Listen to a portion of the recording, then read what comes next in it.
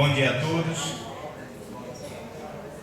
Preliminarmente, eu gostaria de saudar o professor Fabiano Pimentel, de quem tive a honra de ser aluno ainda na faculdade e por quem tenho um profundo respeito e admiração. Estendo a saudação a todos os colegas estudiosos aqui presentes e passo a dar continuidade ao ciclo de apresentações que, por sinal, foram muito boas. Tivemos aqui brilhantes participações, de modo que considero bastante salutar esta interação entre os acadêmicos, porque foge-se um pouco daquele tradicional monólogo pedagógico em prol de uma perspectiva muito mais dialética e participativa. Nesse sentido, quero ressaltar minha alegria de fazer parte desta turma tão rica intelectualmente e, ao mesmo tempo, tão heterogênea. Digo isso porque temos aqui colegas de Itabuna, Guanambi, Castro Alves, inclusive de Tocantins, porque, sem dúvida, enriquece sobremaneira os debates aqui celebrados. Sem mais delongas, passo imediatamente a apresentar minha exposição, cujo tema é Abuso do Poder de Legislar. Eu inicio a minha fala trazendo um triste diagnóstico de que mais de 20 anos se passaram desde a Constituinte de 88 e a sociedade civil ainda não materializou o sentimento constitucional que impregnou a Carta Magna de Direitos e Garantias Fundamentais. Sentimento este tão cultuado pelo doutrinador espanhol Pablo Lucas Verdú. Bom, ocorre que este longo período não foi bastante para transformar a democracia formal numa democracia substancial. De modo que, a despeito de titularizar um extenso rol de direitos, significativa parcela da população permanece alijada daquilo que os doutrinadores denominaram de mínimo existencial. Com efeito, afastar o estigma de uma Constituição simbólica, conforme expressão utilizada por Marcelo Neves, mediante o combate sistemático da corrupção e a realização efetiva dos direitos fundamentais, tem sido o maior desafio deste século. A Lei da Ficha Limpa, que inaugurou a primeira lei de iniciativa popular no Brasil, é um exemplo categórico desta luta pela moralização.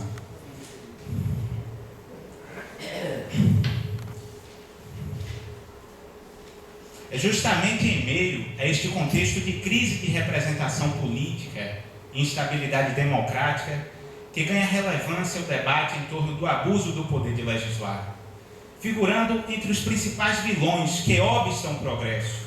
Isso quando não se exaure em verdadeiro retrocesso social. O abuso de poder, em sentido lato, é um instituto tipicamente estudado pelo direito administrativo. Contudo, conforme leciona Jorge Miranda, não se trata de um vício privativo dos atos administrativos, vez que pode afetar comportamentos oriundos das funções típicas de quaisquer dos poderes. Trata-se, em verdade, de um gênero, que pode se manifestar através do excesso de poder, bem como através do desvio de poder. Conforme sabemos, haverá excesso de poder quando o agente público atua além das suas competências. Por outro lado, haverá desvio de poder quando o agente público atua contrariamente ao interesse público, configurando um vício de finalidade. Tratam-se, pois, de formas arbitrárias de agir do agente público. Por isso que Celso Antônio adverte de maneira lapidar que competência pública, seja ela de legislar, julgar ou administrar, não constitui propriedade personalíssima dos seus respectivos titulares. Muito pelo contrário.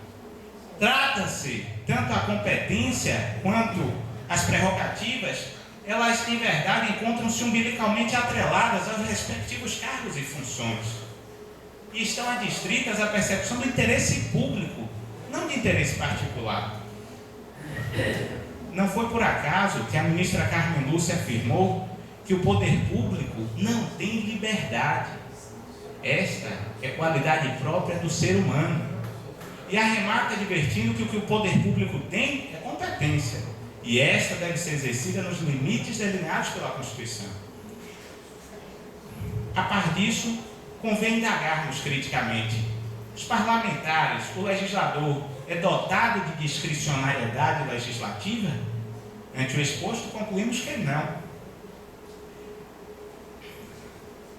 E importante esclarecimento nesse sentido é desenvolvido por José Joaquim Gomes Canutilho, constitucionalista português, ao dizer que, diferentemente da França, a Constituição brasileira não é minimalista, mas sim uma Constituição dirigente. Isso porque determina, numa perspectiva normativa e teleológica, de maneira mais específica, é verdade, os fins sociais, morais, econômicos e políticos, tipificados como relevantes pelo Constituinte e que condicionam o processo de deliberação política. Portanto, não há que se falar propriamente em discricionariedade legislativa, mas sim numa atividade de conformação legislativa da finalidade pré-determinada na Constituição. Ou seja, compete ao parlamentar tão somente designar os meios aptos, idôneos à persecução dos fins constitucionais. Percebam, doutores, que este é um assunto cada vez mais preocupante, em função dos frequentes abusos cometidos pelos parlamentares, que, mediante o álibi de estarem regulando as condutas humanas, invariavelmente legislam em prol de interesses outros, para não dizer escusos. Interesses estes completamente alheios ou contrários ao interesse público.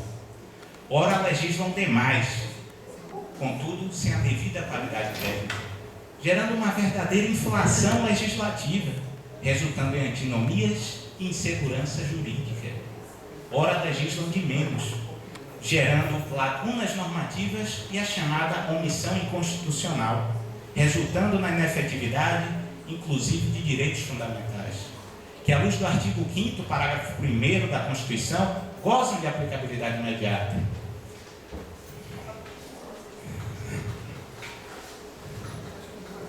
Foi esta tecnia, aliada à morosidade das instituições políticas, que deu ensejo à implantação de um rebuscado sistema de controle de constitucionalidade, bem como a uma postura muito mais ativista do judiciário, de modo que questões de cunho essencialmente político passaram a ser judicializadas, tais como o direito de greve dos servidores públicos, o aborto de feto anencefalo, o reconhecimento da união afetiva, dentre outros. Questionam-se a legitimidade dessas decisões, contudo, esse é um tema que não iremos verticalizar em função do tempo. O curioso é que a letargia do legislador desaparece imediatamente quando a matéria diz respeito aos sucessivos aumentos dos seus subsídios e vantagens.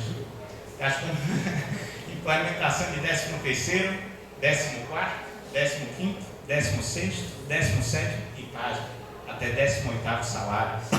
Leia-se gratificação natalina, conforme, por exemplo, se verificou em relação aos deputados estaduais do Maranhão, em reportagem exibida no Fantástico no dia 8 de abril deste ano, bem como em relação aos deputados estaduais do Amapá, que, segundo a mesma reportagem, decidiram aumentar a sua verba indenizatória de 30 mil para 100 mil por mês.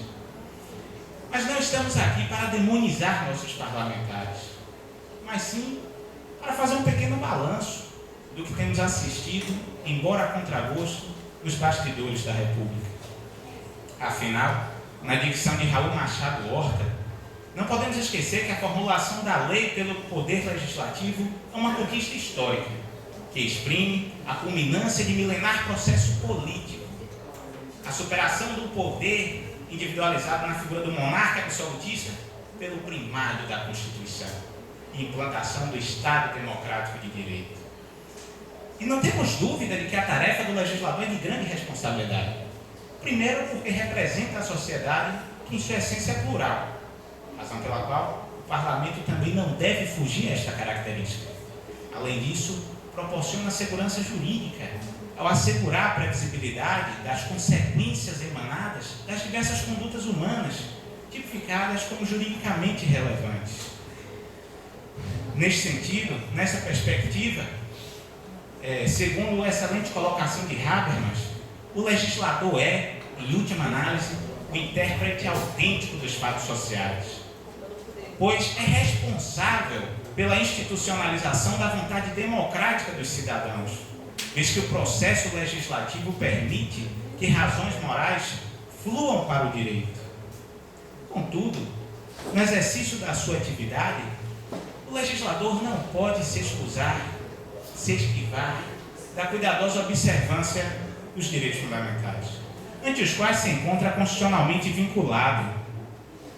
No exercício do seu modus operandi deve pautar-se num devido processo legislativo, atento às disposições constitucionais. Tal conjuntura depreende-se inclusive da lapidar colocação de Bobbio, esse brilhante doutrinador italiano, ao dizer que só o direito cria o poder, ou melhor, só o poder cria o direito, mas por igual só o direito limita o poder. E nós não podemos ignorar isso. É a própria essência, ou melhor, é a própria lógica da separação de poderes, ou melhor, de funções, considerando que o poder é único e indivisível.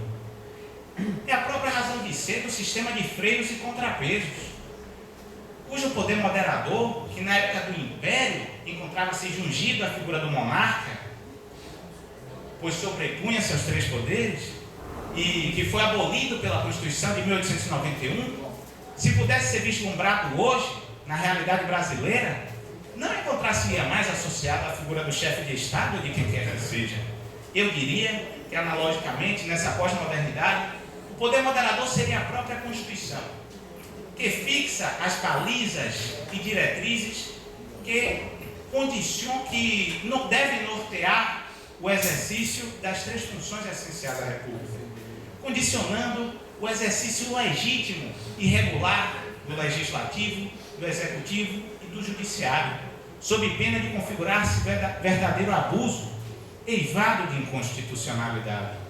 A este fenômeno, Luiz Roberto Barroso chamou de neoconstitucionalismo, que gerou uma verdadeira revolução copernicana, mediante a releitura dos diversos ramos do direito à luz da Constituição. Ora, meus caros, perdoem a digressão do raciocínio, mas ao elaborar esse pequeno esboço, apesar do esforço hercúleo para sintetizar a matéria, não pude me furtar de resgatar essa contextualização. E eu passo a apresentar alguns casos concretos que foram julgados recentemente pelo Supremo Tribunal Federal, de grande repercussão, que ajudam a visualizarmos a aplicação prática deste tema. O primeiro diz respeito à ADIM de número 4696 de 2011. Foi proposta pela Associação dos Magistrados Brasileiros, AMB, arguindo a inconstitucionalidade do artigo 57, parágrafo 1º, inciso 2 da Constituição do Piauí. Tal norma alterou a idade da aposentadoria compulsória de 70 para 75 anos no tocante aos servidores públicos estaduais e municipais do Piauí. Como não poderia ser diferente, o Supremo Tribunal Federal declarou a inconstitucionalidade dessa norma, inclusive com efeito ex tunc, retroativo, dada a evidente insegurança jurídica. Vocês já pararam para analisar as consequências nefastas de uma norma como esta? Violência mesmo. Violência. Viola, meu caro Iguanami, a princípio, o próprio princípio da isonomia. Imaginem, por exemplo, servidores públicos federais, inclusive ministros, estariam se aposentando compulsoriamente aos 70 anos, pois isso é o que a Constituição determina. E, por outro lado, servidores públicos do Estado do Piauí e do Maranhão, ou melhor, do Piauí, servidores públicos estaduais e municipais, estariam se aposentando aos 75 anos. Imaginem desembargadores com mais de 70 anos ainda julgando e proferindo acordos. Questionar-se-ia a validade dessas decisões, né? Gera insegurança jurídica. Imagine o impacto no próprio sistema de promoção de carreira, bem como no regime próprio da Previdência.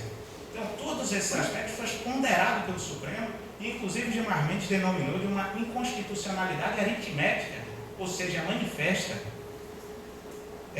O outro caso diz respeito à ADIM de número 2797 de 2005.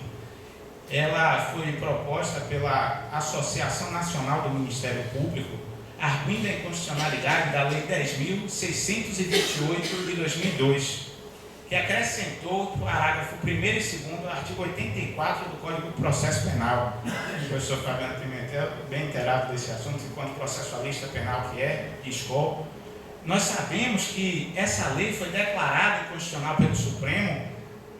Primeiro, deixe-me revelar o objeto. Essa lei, ela visou assegurar prerrogativa de foro a ex-detentores de mandato eletivo, bem como a ex-ocupantes de cargo público, né? Ou seja, apesar de aposentado, essas pessoas poderiam ter ainda a prerrogativa de foro estendida.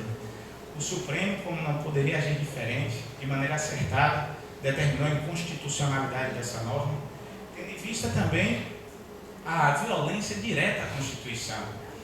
Imagina, meus caros, conforme já foi dito aqui, tanto a competência quanto as prerrogativas, elas se encontram umbilicalmente atreladas ao cargo ou função em si. É em razão do cargo, em razão da função, não em razão da pessoa do seu titular. Logo, havendo uma aposentadoria, cessando o exercício daquele cargo ou função, assim também cessa a prerrogativa. Ela não é intuito persona, não é em razão da pessoa, é em razão do cargo e da função. Então, o Supremo Tribunal Federal, agora recentemente, apreciando os embargos de declaração que foi oposto pelo Procurador-Geral da República nessa mesma DIN, isso agora no dia 16 de maio deste ano, conferiu efeito ex nunc, modulando os efeitos dessa decisão, para determinar efeitos tão somente pró-futuros, para abarcar os casos que estavam tramitando a partir da data do julgamento, que foi no dia 15 de setembro de 2005. Neste sentido, os processos que versavam sobre improbidade administrativa, que já vinham tramitando antes dessa data, poderiam transcorrer normalmente. Isso por uma questão de segurança jurídica, o Supremo resolveu modular. Em matéria municipal, e é bastante comum no dia a dia dos municípios, o gestor, invariavelmente, é dito uma lei criando cargos de comissão com atribuições típicas de cargo efetivo. Isso ofende a Constituição, isso ofende a garantia de concurso público, né, que assegura impessoalidade, dentre tantos outros princípios. Portanto, é bastante comum, inclusive Paulo Modesto, que é do Ministério Público, atua nessas ADIs, e quando vocês verificarem qualquer situação desta natureza, né, uma lei municipal criando cargos de comissão com funções típicas e atribuições típicas de cargos efetivo, configura abuso do poder de legislar, fraude à regra do concurso público e, portanto, padece de inconstitucionalidade. Em função do adiantar da hora, eu quero concluir a minha exposição na esteira de Gilmar Mendes, dizendo que nós reconhecemos que as exigências da vida moderna não só impõem ao legislador um dever de agir, mas também lhe cobram uma resposta rápida e eficaz aos problemas que se colocam. E queremos crer que é justamente essa formulação apressada e não raras vezes irrefletida que ocasiona as suas principais deficiências, tais como a incompletude, a incongruência, a incompatibilidade, a inconstitucionalidade. Porque o que é inadmissível é quando há o dolo propriamente dito, de valer-se das prerrogativas de legislador para tirar proveito, mediante a aprovação de leis flagrantemente inconstitucionais, nocivas à sociedade e deletérias ao interesse público. Ora, meus caros, a Constituição não é um faz de conta. Precisamos levar o direito a sério, na perspectiva de Ronald Worth, porque fazer justiça é porque implementar os direitos fundamentais é, antes de mais nada, fazer justiça. E justiça tardia não é justiça, senão injustiça qualificada e manifesta, conforme dizia Rui Barbosa. Portanto, que não permitamos jamais que o abuso do poder de legislar transforme os direitos fundamentais em mera retórica. Porque, parafraseando Eduardo Alves da Costa, na primeira noite eles se aproximam e roubam a eficácia de um direito fundamental e não dizemos nada. Na segunda noite já não se escondem, pisam em nossa dignidade, matam nossa esperança e não poderemos dizer mais nada. Muito obrigado.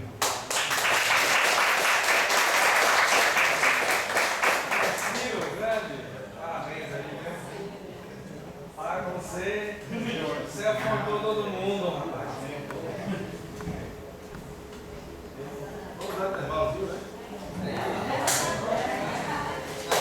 sociedade.